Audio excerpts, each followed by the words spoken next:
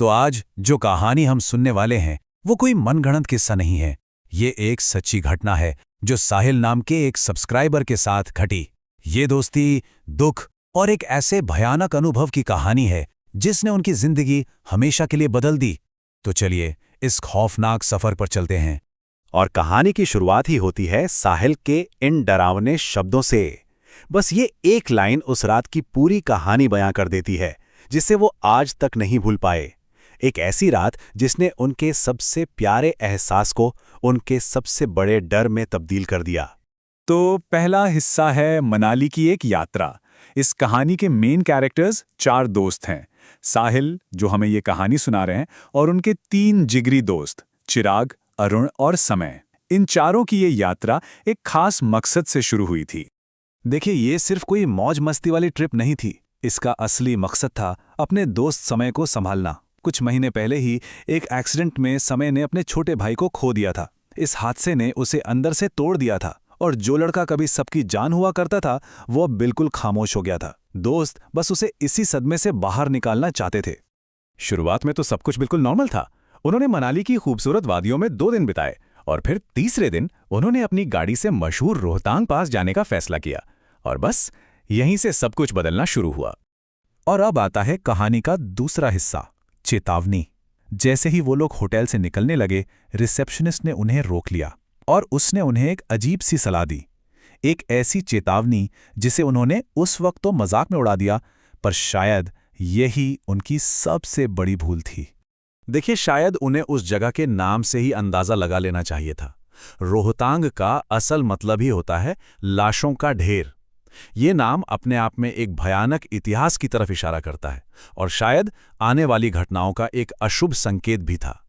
उस रिसेप्शनिस्ट ने उन्हें बताया कि वहां एक लोकल कहानी बहुत मशहूर है कि जैसे ही सूरज ढलता है, मतलब शाम 6 बजे के बाद, कोई भी लोकल इंसान अपने घर से बाहर नहीं निकलता। लोगों का मानना है कि रोहतांग की घाटियों में एक मायावी साया घूमता है और रात के अंधेरे में जो भी उसे मिलता है वो उसका शिकार बन जाता है। अब जाहिर है चारों दोस्तों को ये सब बातें टूरिस्ट्स को डराने वाले फालतू के किस्से लगे। वो इस चेतावनी पर हंसे और बेपरवाह होकर रोहतांग पास की तरफ निकल पड़े। तो अब शुरू होता है कहानी का तीसरा और सबसे खौफनाक हिस्सा, मायावी 28 किलोमीटर। दिन तो उनका रोहतांग में बहुत अच्छा बीता, लेकिन लौटते लौटते रात हो गई और मौसम अचानक बदल गया।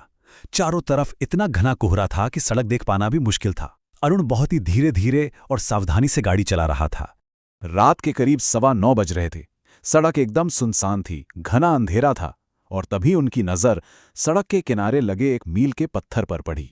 उस पत्थर पर लिखा था मनाली 28 किलोमीटर।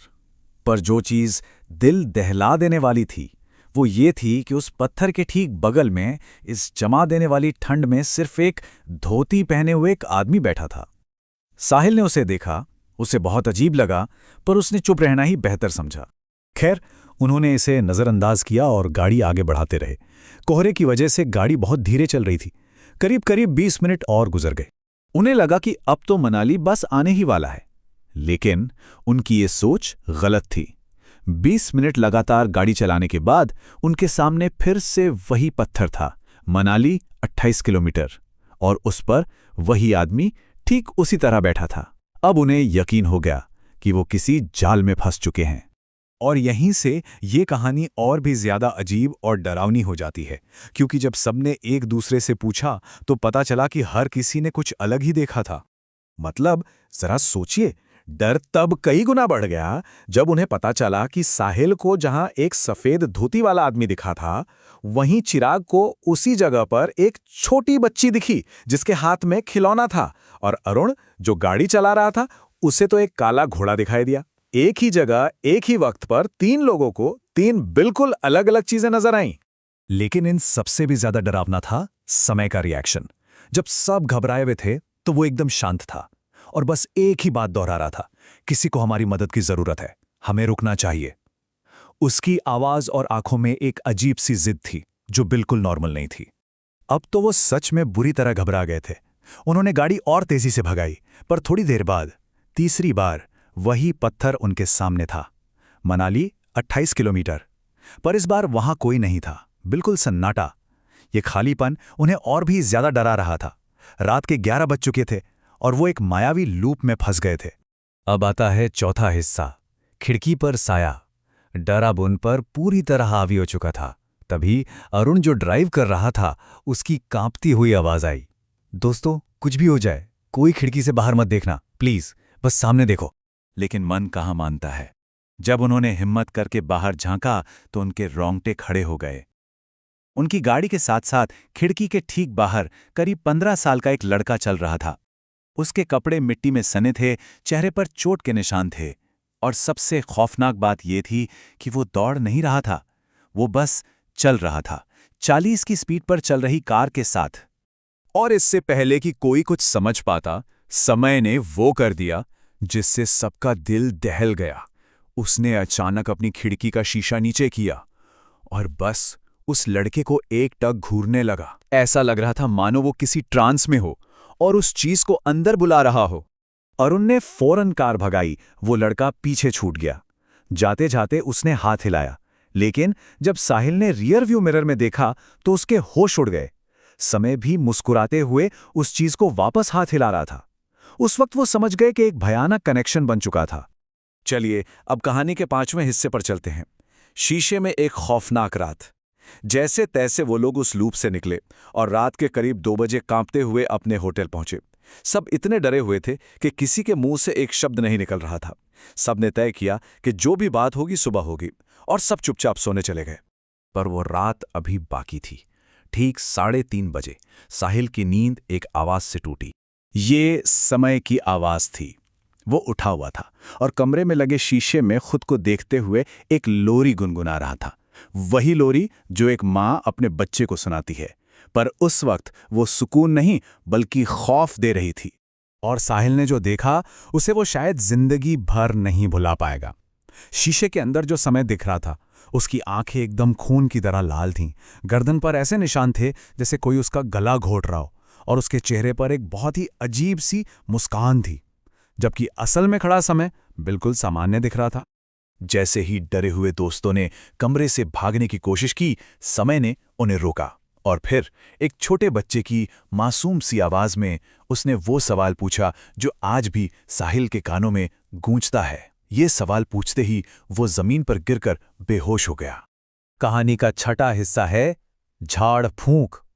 अब दोस्तों को कोई शक नहीं था, समय पर किसी बुरी शक्ति का कब्जा था। उन्हें फौरन उस रिसेप्शनिस्ट की बात याद आई और वो सुबह होते ही समय को लेकर एक स्थानीय पंडित के पास पहुंचे।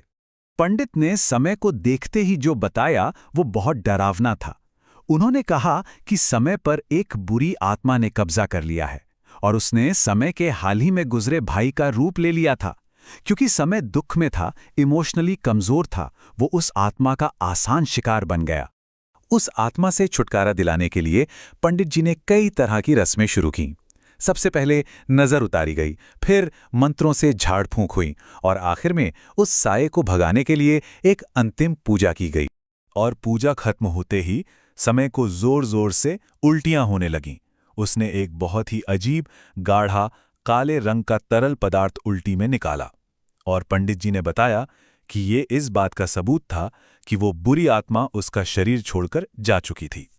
और अब आते हैं कहानी के आखिरी हिस्से पर, एक डर जो कभी खत्म नहीं हुआ। तो उस दिन के बाद क्या हुआ? समय वो तो बिल्कुल ठीक हो गया।